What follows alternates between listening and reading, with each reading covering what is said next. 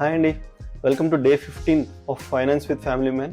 ఈరోజు మనం బడ్జెటింగ్లో ఒక న్యూ ట్రిక్ గురించి డిస్కస్ చేద్దాం, which is zero base budgeting అండి. దీంట్లో మనం ఎవ్రీ రూపీకి పర్పస్ ఇవ్వడమే ఈ బడ్జెటింగ్ యొక్క మెయిన్ కోర్ కాన్సెప్ట్ అనమాట.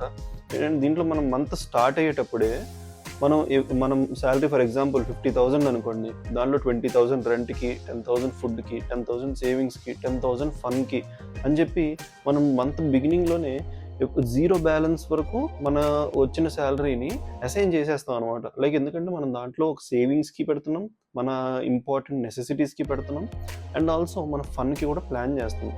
సో ఇలాగా జీరో బ్యాలెన్స్ వరకు మనకు వచ్చిన శాలరీని డివైడ్ చేయడం వల్ల ఒక పర్ఫెక్ట్ బడ్జెటింగ్ ప్లాన్ అనేది మంత్ బిగినింగ్లోనే మనం ఫిక్స్ చేయగలుగుతాం. నేను ఒక ఫ్యామిలీ మ్యాన్లో ఎక్స్ప్లెయిన్ చేస్తున్నానండి.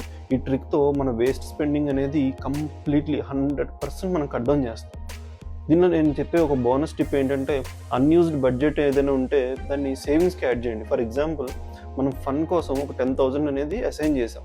ఇందాక చెప్పిన 50,000 ఎగ్జాంపుల్లో ఫన్ అనే కాన్సెప్ట్ మీద మనం 10,000 అసైన్ చేసాం. It is not mandatory that మనం ఎవ్రీ మంత్ ఆ 10,000 అవ్వగొట్టేయాల్సిందే అని ఏమీ లేదు. ఫర్ ఎగ్జాంపుల్, ఒక 2,000 సేవ్ అయింది అనుకోండి, ఆ 2,000ని ఏదో ఒకటి చేసేయాలి అని అనుకోవడం కంటే ఆ 2,000తో మనం ఫ్యూచర్ బిల్డ్ చేసుకుందాం అనే ఒక్క థాట్ క్రియేట్ చేయండి మైండ్లో.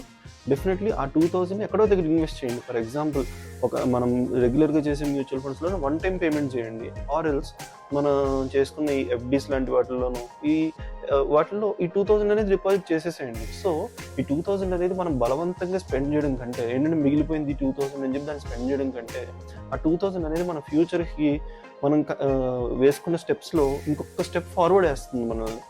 సో అలాగా ప్లాన్ చేయండి, ఫ్యూచర్ అనేది గ్రో అవుతుంది.